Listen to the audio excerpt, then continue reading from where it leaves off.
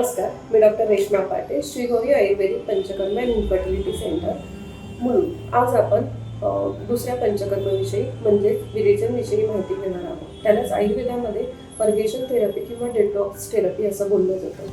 खूप कॉमनली केलं जाणारे हे पंचकर्मे आपल्या शरीराची शुद्धी करण्यासाठी, आपल्या शरीरातले टॉक्सिन्स बाहेर निघून जाण्यासाठी म्हणून ही ट्रीटमेंट खूप लोक करतात आणि खूप कॉमनली ही ट्रीटमेंट केली जाते. तर त्याच्यामध्ये जनरली 5 दिवस मेडिकेटेड तूप प्यायला दिलं जातं. तेही पेशंटची प्रकृती आणि व्याधी पाहून मग दिलं जातं आणि त्याच्यानंतर 3 ते 4 दिवस मग इकडे आम्ही मसाजसाठी त्यांना बोलवतो आणि त्याच्यानंतर घरीच घेण्यासाठी आम्ही जुलाबाची औषधं देतो. मग त्याच्यामध्ये साधारण काही लोकांना 10 किंवा 12 किंवा 15 मोशन्स होतात, पण काही थकवा वगैरे फार येत नाही.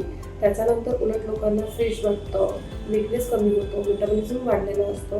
त्याच्यामुळे विरेचन ही ट्रीटमेंट करावी आणि ह्याचे रिझल्ट पण खूप छान येतात. सो कोणाला करावी तर ज्यांना ॲसिडिटी आहे किंवा ज्यांना स्किन प्रॉब्लेम आहे किंवा ज्यांना मायग्रेन आहे, डायजेशनचे इश्यू आहे किंवा इन्फर्टिलिटी आहे. तर इन्फर्टिलिटीमध्ये ज्यांना PCOD आहे किंवा ओबेसिटी आहे किंवा हार्मोन इम्बॅलन्स आहे, तर अशा स्त्रियांसाठी किंवा पुरुषांमध्ये ज्यांना काही प्रॉब्लेम्स असतील तर अशांसाठी आम्ही जनरली विरेचन ही थेरपी करतो. धन्यवाद.